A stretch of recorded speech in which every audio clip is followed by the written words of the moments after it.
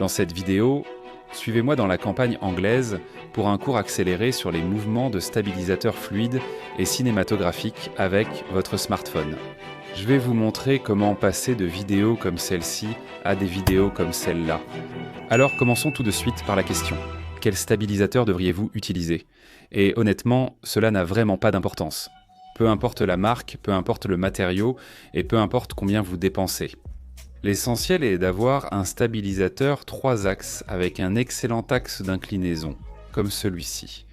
Regardez, peu importe dans quelle direction je tourne le stabilisateur, les caméras restent orientées vers l'avant. C'est important car cela permet de filmer très bas, proche du sol. Ensuite, levez votre caméra aussi haut que possible, et la caméra restera orientée vers l'avant. C'est exactement ce que nous recherchons. Voyons maintenant quelques conseils pour filmer avec un stabilisateur. D'accord, tout comme lorsque vous filmez à la main, essayez de garder vos mouvements aussi fluides et réguliers que possible. La marche du ninja est idéale. Marchez talon puis pointe, genoux légèrement fléchis. Réfléchissez à la façon dont vous tenez votre stabilisateur et à la manière dont vous vous déplacez. Imaginez que vous transportez une tasse de café très chaude, remplie à ras-bord. Sans attention à votre marche ou à la façon de tenir votre café, vous le renverserez. Il en va de même pour un stabilisateur. Essayez de marcher en ayant moins d'impact au sol, sans mouvement brusque ni secousse désagréable. C'est ce qui vous permettra d'obtenir les meilleures prises de vue, et my prise de vue. Aussi, lors de la prise de plan de coupe comme aujourd'hui, évitez les longues séquences sans sujet ou point focal clair. C'est une erreur classique de débutant. L'expérience débutée avec un stabilisateur pousse à tout filmer d'un seul trait. Je vais filmer le sol, puis remonter vers ce mur, puis la maison. La caméra bouge dans tous les sens, sans point focal clair. Divisez plutôt un long plan en plusieurs séquences, chacune avec un mouvement de caméra spécifique. Je vais filmer l'herbe en plaçant la caméra plus bas et en avançant pour une perspective plus intéressante. Presque une vue à hauteur d'insecte de cet endroit, puis je vais filmer ce mur. Je vais plutôt m'en servir pour révéler la maison et créer un mouvement plus cinématographique. Et enfin, je vais prendre un plan rapide de la maison en la regardant vers le haut pendant que je tourne autour. Maintenant, au lieu de ce long plan désordonné qui partait dans tous les sens, nous avons maintenant une séquence de 3 plans qui paraît beaucoup plus professionnelle.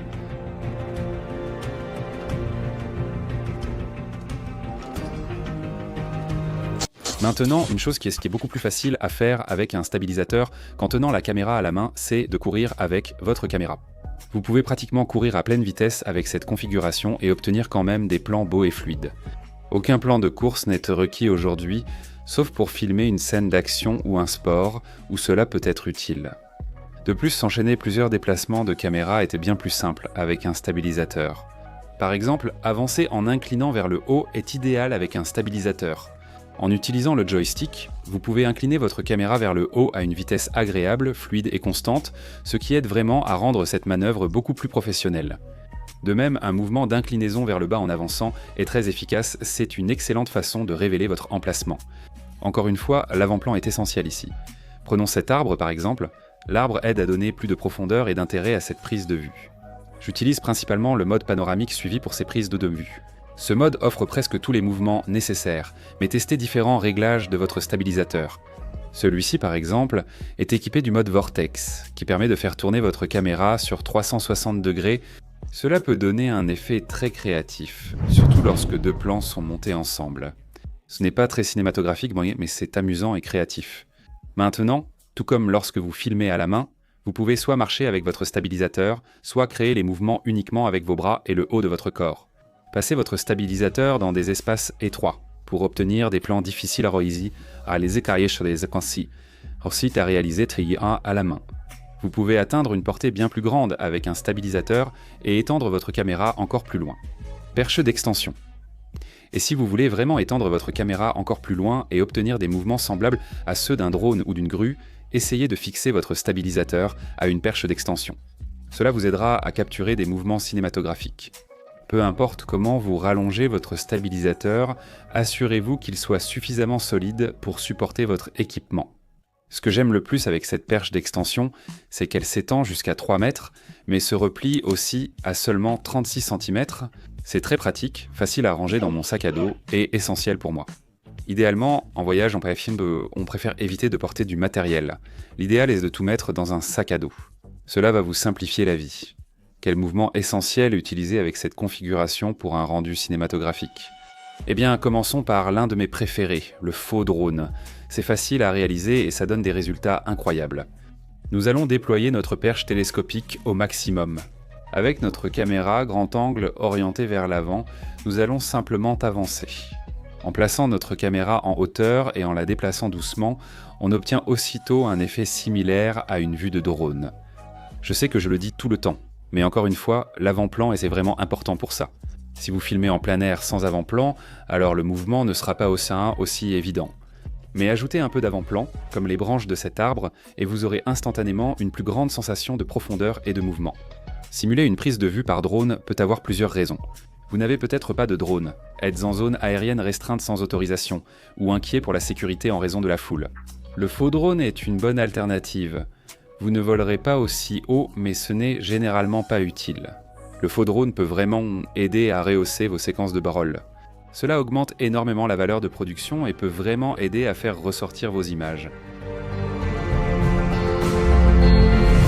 D'accord, ensuite la méga grue. Pour cela, nous allons reproduire un mouvement de grue ou de jib en commençant avec notre caméra en bas et en la soulevant lentement. Essayez de commencer avec votre caméra près du sol, avec un élément proche au premier plan, puis levez votre caméra pour révéler votre point focal ou votre lieu. Levez votre caméra aussi haut que possible. Le Mega Jib ajoute une réelle valeur de production à vos films et vidéos. Et lorsqu'il est son combiné avec de la musique et des effets sonores, il peut vraiment aider à porter vos images à un niveau supérieur. Aussi, pendant que votre téléphone est fixé à une perche d'extension, profitez-en pour capturer des plans que vous ne pourriez pas normalement réaliser. Prenez ce plan suspendu au-dessus de la rivière, par exemple. Faites-le à vos propres risques, bien sûr, mais expérimentez avec des prises grandes de vue que vous ne pourriez pas réaliser normalement si votre téléphone n'était pas fixé à une perche d'extension. Combinez toutes les astuces et techniques apprises pour obtenir un rendu aussi cinématographique que possible. Essayez d'avancer près du sol, puis levez votre caméra pour révéler votre emplacement. Lorsque toutes ces astuces et techniques se sont combinées, vos séquences passeront instantanément du niveau débutant au niveau professionnel.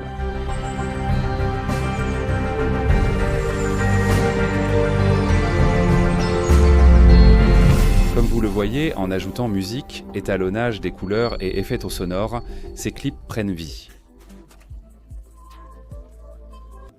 C'est tout pour moi. Merci d'avoir regardé et à la prochaine vidéo.